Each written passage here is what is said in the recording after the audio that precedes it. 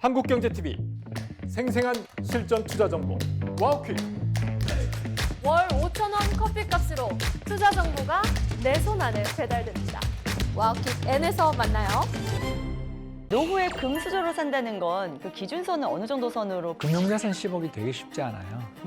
우리나라 부자 보고서들 이런 거 다 열어보면 전체 자산의 한 70~80% 이상을 다 부동산에 올인하고 계시기 때문에 세금을 굉장히 많이 걷게 되니까 수익형 부동산으로 많이들 이동하셨구나. 그렇다면 은퇴 전에 우리가 좀 모아야 될 최소 금액이라고 해야 될까요? 아주 여유롭진 않지만 꽤 괜찮은 삶을 설계할 수 있고 자녀들 결혼할 때 그래도 좀 돈 좀 도와줄 수 있는 금융자산으로 저는 보고 있고요. 우리나라 자산 시장이 위험한 곳이기도 하지만 거꾸로 이야기하면 위험하다라는 건 잘만 대응하면 높은 고수익을 올릴 수 있는, 추구할 수 있는 그런 나라라는 걸 뜻하고요. 이제 이런 시장에서 살아남기 위한 제가 좀 도움을 드리자면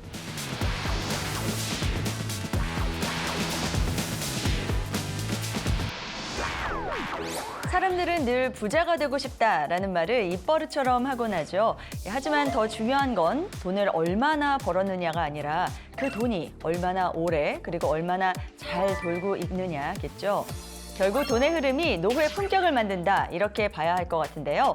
KB경영연구소의 2024 한국 부자 보고서를 보면 통상적으로 부자의 기준이 되는 금융자산 10억 원 이상의 보유자가 전체 인구의 0.9% 수준으로 나왔습니다. 또 하나금융연구소 2025 대한민국 웰스 리포트에 따르면 최근 3년간 40대 이하 령리치의 금융자산은 평균 30억 원대에서 움직였다고 하는데요. 네, 대표님의 기준으로 보면 이 노후에 금수저로 산다는 건 그 기준선은 어느 정도 선으로 보시나요? 이 정도 금액에 동의하시나요? 예, 동의합니다. 10억이면 뭐 와우, 이거 엄청난 거죠. 매년 그 비즈니스 타고 해외여행 다니시는 와. 그런 분들이라고 볼 수 있겠고요. 그런데 이제 이 분들이 제가 잠깐 와 했던 이유가 금융자산 10억이 되게 쉽지 않아요. 우리나라 부자 보고서들 이런 거 다 열어보면 전체 자산의 한 70~80% 이상을 다 부동산에 올인하고 계시기 때문에 금융자산 10억이다라는 건 사실 이분 자산이, 순자산이, 그러니까 부채를 제외한 순자산이 30억에서 40억 이상이라는 걸 뜻하거든요. 그렇죠. 네.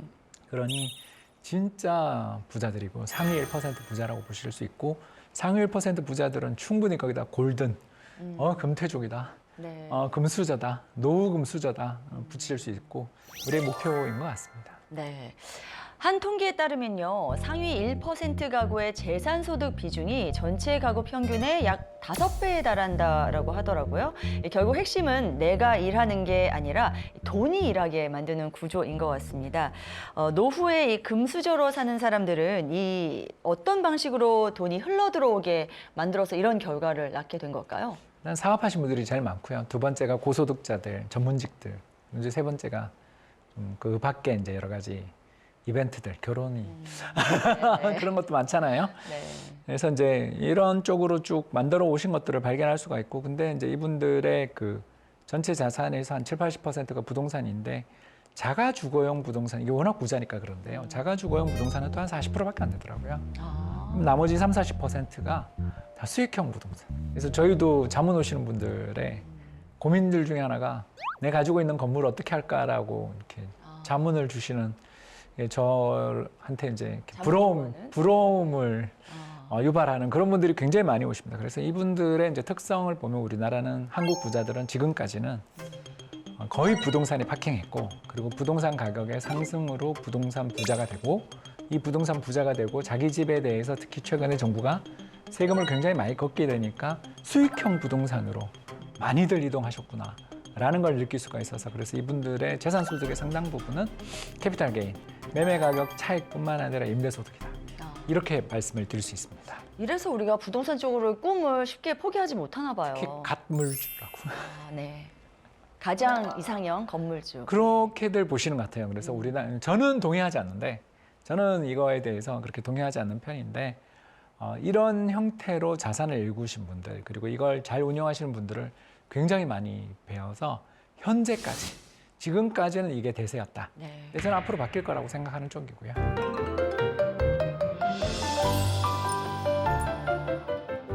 네, 최근엔 또 오피스텔, 생활 숙박시설 같은 대체 주거 자산으로 눈을 돌리시는 분들도 많던데요.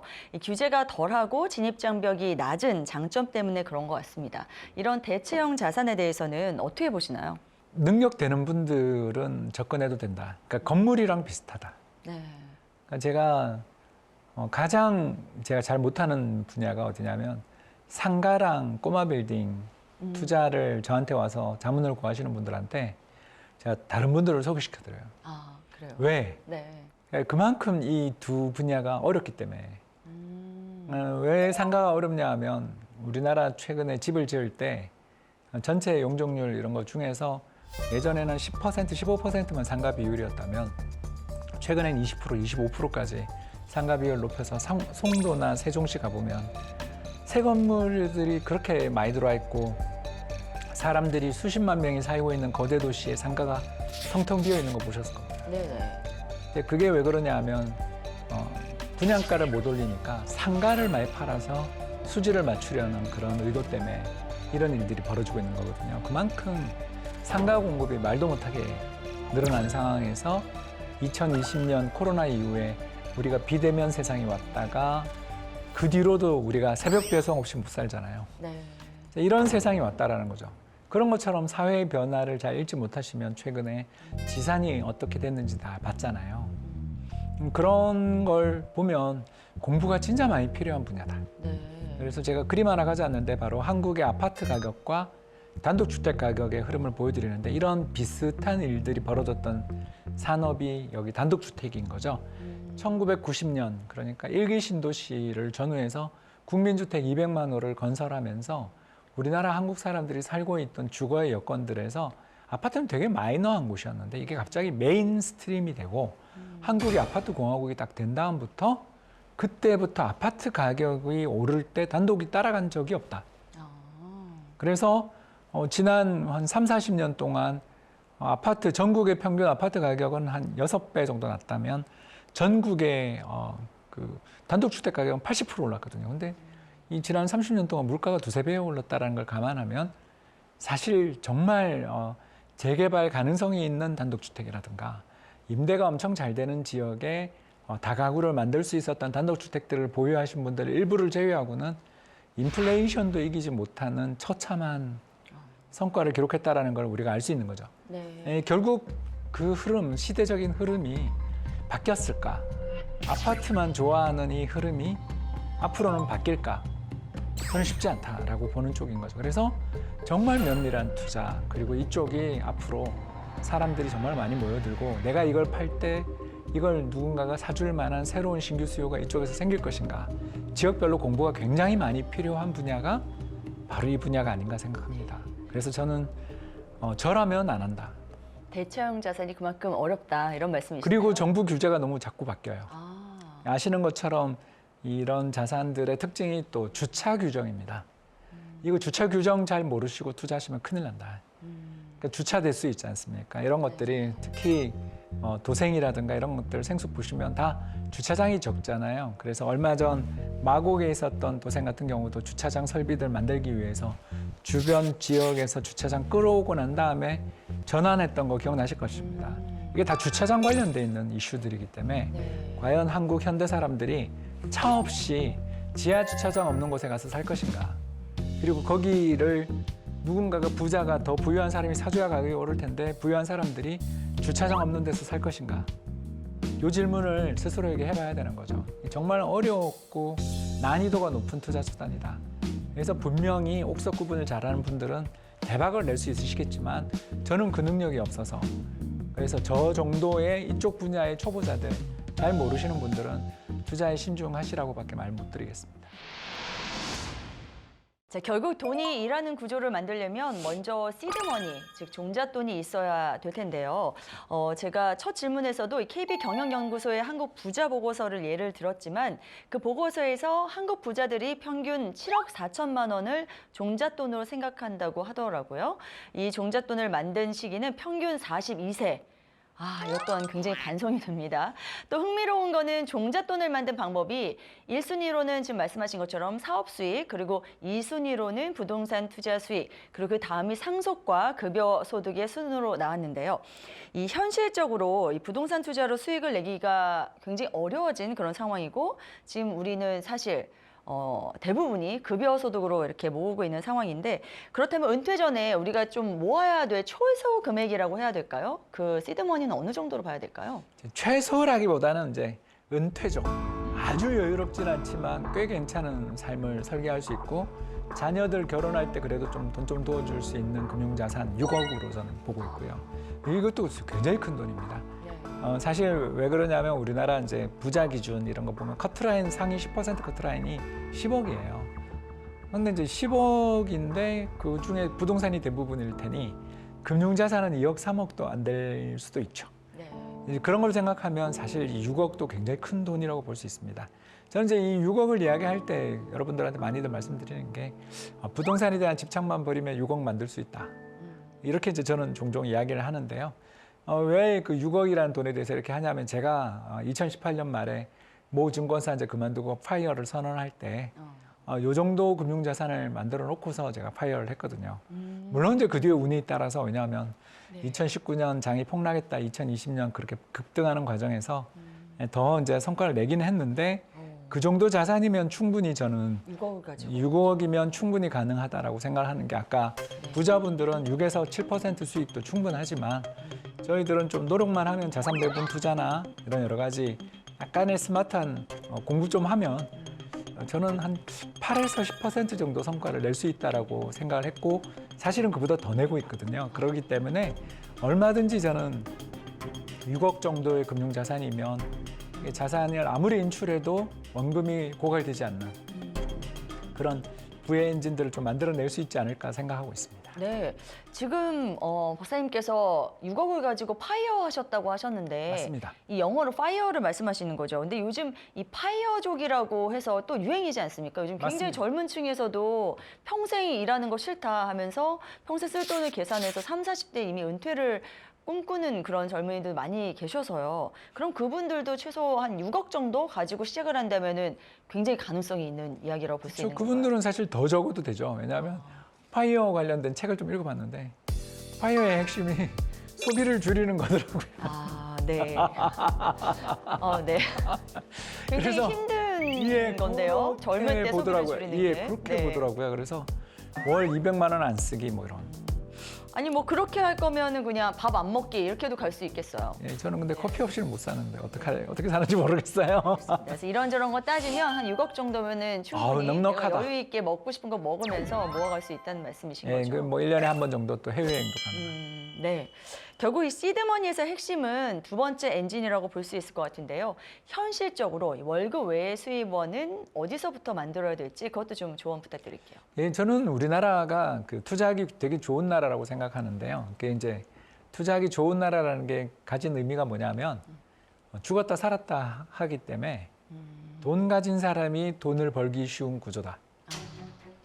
이렇게 좀 올해 우리 3,700포인트의 종합주가 지수가 있고 부동산이 일부 지역이지만 역사상 최고치를 경신할 거라는 거 3년 전에 예상하신 분이 얼마나 있겠습니까? 2022년 부동산 시장 붕괴되고 종합주가 지수 2,000포인트 깨지나 그럴 때 와 지금 3년 만에 이렇게 세상이 확 달라진다라는 건 우리나라 자산 시장이 위험한 곳이기도 하지만 거꾸로 이야기하면 위험하다라는 건 잘만 대응하면 높은 고수익을 올릴 수 있는 추구할 수 있는 그런 나라라는 걸 뜻하고요. 이런 시장에서 살아남기 위한 제가 좀 도움을 드리자면 4가지 상품을 좀 오늘 추천을 드리고 싶은데요. 그래서 첫 번째는 한국 주식. 한국 주식은 죽었다 살았다 하지만 수익은 높죠. 그리고 두 번째가 우리가 또 생각을 해야 될 것은 미국 주식. 세계 전체 시장 시가총액이 70%를 차지하는 미국 주식도 해야 된다. 이 둘을 50% 투자하는 거죠. 위험 자산의 50%. 그리고 두 번째 자산은 금. 금은 뭐 우리가 투자를 안 할 수가 없는 자산이고요. 그리고 더 나가서 미국 달러 예금이나 미국 달러 채권. 자, 이렇게 해서 이제 위험 자산 50%, 안전 자산 50% 포트폴리오를 만들었습니다. 이걸 이제 저는 투자 4분법이라고 부르는데요.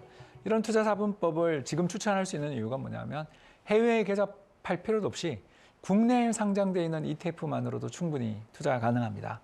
만약 그렇게 해서 이제 금융위기였던 2010년 이후로 지금까지 투자를 했다라고 가정을 한다라면, 왜냐하면 그때부터 ETF가 생겼으니까. 이렇게 생각을 한다라면 이게 연환산 복리 수익률이 얼마나 나오냐면 9%가 나옵니다. 그 9%라는 게 얼마나 대단한 수익이냐 하면 우리가 7% 정도의 수익을 내면 복리로 7%면 매 10년마다 자산이 2배가 나거든요. 와, 그럼 9%면 그 이상이네요. 예, 7년 정도에 2배가 납니다. 그렇기 때문에 아까 이야기했던 6억을 가지고 만약 이 전략을 쓴다면 한 20년 정도 지나면 이게 한 4배 정도, 5배 정도로 가는 그런 어마어마한 성과가 나오는 거고요. 그리고 여기서 이제 인출을 한다 해도 9%니까. 그래서 전체 자산에서 9%가 뭐 한 6천만 원 정도를 인출하더라도 원금이 줄지 않는. 그리고 이제 이게 투자의 위험이 중요한데, 그러니까 최악의 시장에 폭락이 왔을 때에도, 그러니까 직전 고점 대비 장중 최저가를 계산해도 마이너스 13%. 그러니까 얼마 전에 있었던 4월달 상호관세 부과 때 나스닥이 25% 빠지는 거 봤잖아요. 네. 그러니까 그런 시장의 충격이 와도 네. 이런 금융위기급 충격이 오더라도 마이너스 13%에서 막아내는 이런 포트폴리오를 가지고 있습니다. 단, 이 포트폴리오의 가장 중요한 점을 이제 말씀을 드리는데 네. 1년에 한 번만 비중을 맞추자. 왜 그러냐 하면 올해 같은 해에는 보나마나 25% 우리가 이제 1억을 투자했다면 2억 2,500만 원이 주식에 투자할 때 있었는데 지금 한 5천, 4천 돼 있겠죠. 이거 그냥 그대로 가져가면 안 된다는 거죠. 왜? 우리나라는 지속성 따윈 없잖아요. 그러면 운동성 때문에. 예, 그렇죠. 네네. 그러면 다시 25%를. 그래서 올해 연말이 예를 들어서 우리가 1억 투자해 놓은 게 그냥 기분입니다. 2억이 됐다고 치면 네. 5천만 원으로 재배분. 1년에 한 번만. 네. 이것만 하면 우리나라의 변동성들을 이겨나가면서 수익도 엄청나게 낼 수 있고 마음도 편한. 왜냐하면 역사상 최악의 폭락이 와도 마이너스 13%에서 막을 수 있으니까. 그걸 어떻게 딱 13%로 막을 수가 있는 거죠? 그게 이제 반대로 움직여서 그렇죠. 나스닥이 대폭락했던 시기가 언제였냐 하면 돌이켜보시면 2018년 크리스마스 대폭락, 2020년 코로나, 2022년 우크라이나, 올해 2025년의 상호관세 이렇게 나스닥 시장이 5번 약세장을 갔는데 그때마다 금이 그 약세장 진입할 때 금을 들고 있었다면 네. 평균 그 뒤 2달 동안 15% 정도 오릅니다. 서로가 해지가 되면서 그렇습니다. 13%가 유지된다는 말씀이시군요. 더군다나 국채를 들고 있으면 또 미국 주식시장이 뭐 디플레이션 리스크가 나오거나 세계 경제가 얼어붙고 안전자산에 대해서 투자자들이 몰려들 때 또 수익을 낼 수 있고 그렇습니다. 네, 지금 투자 4분법을 말씀해 주시면서 마지막으로 금을 언급해 주셔서요. 좀 질문을 드리고 싶은데요. 네, 시장에서는 금이 오늘이 가장 싸다라는 말이 나올 정도인데요. 긴 시각에서 본다면은 지금 사는 금이 가장 싼 가격일지 이 금테크가 필수적인 이유가 무엇이 있을까요? 금리 인하 국면이라서 그렇습니다. 미국이나 우리나 다 한국은행과 연준 금리 인하를 앞두고 있잖아요. 그리고 두 번째, 미국의 트럼프 대통령이 달러에 대한 신뢰를 바닥으로 떨어뜨리면서 금융시장의 참가자들이 외환보유고에서 달러 비중을 줄이면서 금으로 달려가고 있는 이런 역사적인 흐름이 나타나고 있어서 금을 선호하는 것 같습니다. 다만 뭐 금이 오르는 이유를 또 반대로 한다면 대통령 바뀌거나 또는 연준 의장이 트럼프 대통령의 뜻과 달리 금리를 인상하거나 하면 금의 또 매력들은 순식간에 낮아질 수도 있기 때문에 분산 투자의 차원에서 저는 금을 좀 추천하고 싶습니다. 당분간은 뭐 그럼 이런 기조가 좀 더 이어가겠네요. 예, 뭐 트럼프 대통령이 바뀌겠습니까? 네네, 알겠습니다. 지금 전 세계적으로 골드러시가 한창이지 않습니까? 그래서 특별히 금만 보고 본다면은 어떻게 투자를 해 나가는 것이 좋을지 그거 좀 추가적으로 질문 드려도 될까요? 예, 현물금은 금물이고요. 네네, 사기도 힘들죠. 네. 사기도 힘들 뿐만 아니라 세공 및 부가가치세를 내야 되기 때문에 비용도 굉장히 많이 듭니다. 그렇기 때문에 저는 추천드리고 싶은 것은 KRX 금현물이라는 거래소 상품이 있습니다. 아, 네. 또는 그것도 수수료가 부담된 건 연 1% 정도인데요. 수수료 별로 부담 없던데요. 예, 네. 그것도 부담스러우신 네네. 분들은 에이스랑 타이거 이 두 회사가 우리나라에 이제 ETF를 만들고 있습니다. 금 ETF가 있습니다. 네. 그래서 여기는 수수료가 또 훨씬 더 저렴하니까 매매의 편의성 이런 걸 생각하시는 분들은 ETF 투자도 많이 권하고 싶습니다. 네. 자, 그리고 앞서서 투자 4분법을 말씀해 주셨는데 이게 사실은 굉장히 뭐 공격적인 것과 안전적인 것을 합쳐져서 좋은 투자법인 것 같습니다만 연령대별로도 좀 전략이 달리 가야 되지 않을까 싶어서요. 세대별로 구분해서 조금 더 자세히 짚어볼 수 있을까요? 세대별이라기보다는요. 투자의 경험인 것 같아요. 그러니까 이제 좀 나는 자신 있어. 난 좀 고수익을 추구해. 그럼 6대4 하면 돼요. 그러니까 한국 성향에 주식 따라서. 예, 그렇죠. 네. 한국 주식 3, 미국 주식 3 하고 나머지 미국 채권이랑 골드를 2 이렇게 그래서 3, 3, 2, 2 네. 이렇게 바꾸면 되고요. 반대로 60 넘어서 은퇴했는데 난 마이너스 13%도 무섭다. 그러신 분들 계시잖아요. 네, 네. 네, 그런 분들한테는 이제 반대로 주식을 한 4로 줄이고 금이랑 채권을 갖다가 6으로 올리는 이런 식으로 대응을 하시면 되는 거죠. 그래서 기본 원칙은 투자 4분법이고 이게 저는 균형감 있는 포트다. 이게 뭐냐면 위험도 위험이지만 수익도 추구하는 그러니까 어느 정도 위험을 감내하면서 수익을 추구하는 전략이라고 볼 수 있는데 더 높은 수익을 추구하시면 주식 반대로 더 안정성을 추구하시면 주식 비중을 줄이는 이런 쪽으로 대응하시면 될 것 같습니다. 지금 뭐 투자 4분법 하시면서 이렇게 주식과 금 그리고 채권을 말씀해 주셨는데 사실 코인은 여기 안 들어가나 이런 질문 좀 드려보고 네. 싶어요. 네, 코인이나 뭐 테마형 ETF 등 더 고위험 자산 쪽으로 좀 눈을 돌리시는 분들도 많이 계실 것 같아서요. 어떻게 네, 보시나요? 이제 그건 전문가의 영역인 것 같아요. 왜 이렇게 좀 약간 발을 빼냐 하면 방금 이야기했었던 그런 상품들은 굉장히 거래도 잘 되고 또 이렇게 인덱스랑 연계돼 있어서 위험이 그렇게 없어요. 네, 그래서 방송용으로 좀 순화해서 투자 4분법 말씀드린 거고요. 당연히 더 공격적이고 나는 더 세게 투자를 하고 싶으시다라는 분들한테는 코인이라든가 테마형 ETF도 굉장히 좋은 선택인데요. 다만 이제 마지막으로 조금만 설명을 드리고 싶은 게 그 미국의 나스닥 시장이랑 코인 시장의 흐름을 장기간 추세를 비교해 보면 방향이 거의 같아요. 그런데 왜 우린 코인에 열광하냐 하면 코인이 미국 나스닥 시장의 변동성에 그러니까 나스닥 1% 오르면 코인은 10% 반대로 2018년이나 2022년처럼 나스닥 폭락할 때 코인도 훨씬 더 세게 폭락하죠. 3분의 1 토막, 4분의 1 토막 나죠. 여기서 볼 수 있는 것처럼 변동성이 주식의 10배이니 1%만 투자를 해도 10% 효과가 나거든요. 네. 그래서 자산 배분 차원에서 와 이것도 한 20% 투자하자 이러면 이제 우리가 밤에 잠을 못 자는 포트가 될 수 있기 때문에 저는 포트를 짤 때 네. 예를 들어서 투자 4분법을 다 했다. 그러면 아까 25%씩 했잖아요. 그걸 24%씩 하는 거죠. 그럼 4% 남잖아요. 네. 그 정도만 하는 게 어떨까. 제 개인적으로는 사실 1% 정도 하고 있습니다. 그렇군요. 알겠습니다. 그리고 또 세제를 잘 활용하는 것도 부자의 기술 중에 하나라고 볼 수 있을 텐데 이 노후를 대비할 때 꼭 챙겨야 할 이 세금 절감 포인트라든지 뭐 절세 전략이 있다면 그것도 좀 짚어주시죠. 절세 계좌 활용하는 게 최고죠. 뭐 ISA 계좌가 제일 좋고요. 네. 가입 순서를 가르쳐드리겠습니다. ISA 제일 먼저 가입하시고요. 네. 그다음이 개인연금, 그다음이 IRP 이 순서로 가입하시면 되겠습니다. 왜 그러냐? 인출의 용이성. 네. 예, 돈 뺄 때 편합니다. 왜냐하면 우리가 살다 보면 언젠가는 돈을 빼야 되잖아요. 근데 그 돈을 뺄 때 페널티가 많은 쪽은 세제 혜택이까지 있다 하더라도 좀 뒤로 미루는 게 낫고요. 일단 지금 초기에 특히 사회초년생들 투자를 시작하실 때는 결혼이라는 또 인생의 중대 이벤트가 있기 때문에 그런 것들을 생각해 보시면 제일 처음은 ISA. 연기도 정해져 있고 연 2천만 원으로 한도도 넉넉하니까 이거 꾸준히 투자하시고요. 두 번째 개인연금을 추천하는 이유는 이거는 담보대출이 가능합니다.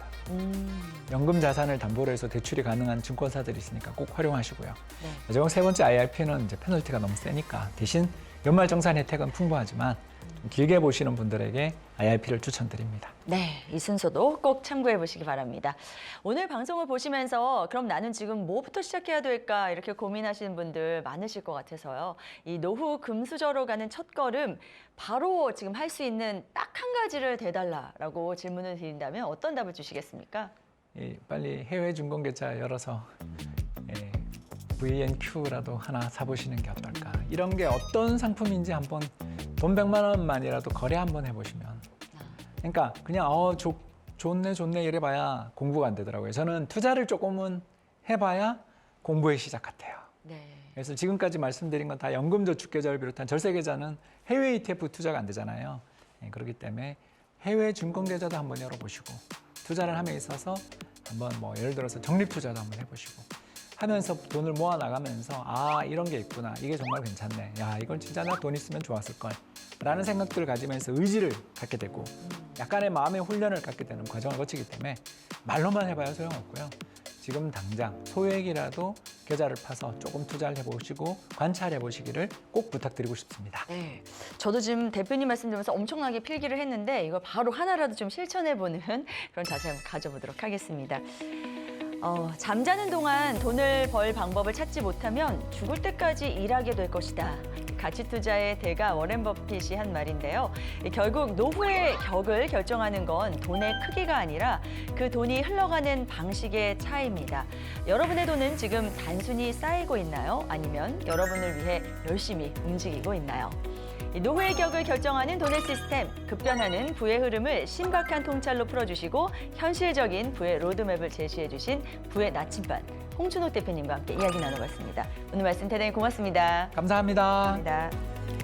신박한 경제 토크 킥! 다음 주에도 숫자는 진지하게, 해석은 신박하고 재밌게 더 놀랍고 신박한 경제 이야기로 돌아오겠습니다. 고맙습니다.